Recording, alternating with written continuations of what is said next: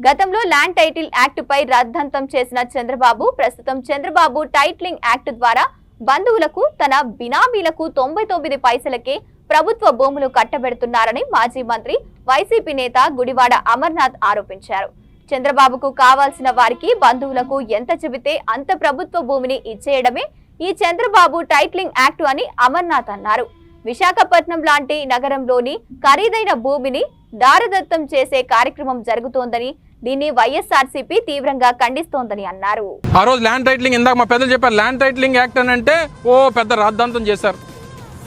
ఇప్పుడు Chandrababu Naidu titling act వచ్చింది అంటే ఆయన ఏది ఇస్తే ఎవరికి ఇస్తే వారికి, ఆయన ఎవరికి చెప్తే వారికి, వారి కుటుంబ సభ్యులకి ఎవరికి కావాలంటే వారికి దారాదత్తం చేసుకోవాలనేటువంటిది చంద్రబాబు నాయుడు టైటిలింగ్ యాక్ట్ అనేటువంటిది కొత్తగా ఈ రాష్ట్రంలో అమల్లోకి వచ్చింది. ప్రముఖ నగరాల్లో అత్యంత విలువైనటువంటి భూముల్ని దారాదత్తం చేసేటువంటి కార్యక్రమం ముందుకు సాగుతూ ఉంది. దీన్ని తీవ్రంగా ఖండిస్తూ ఉన్నాం, వ్యతిరేకిస్తూ ఉన్నాం.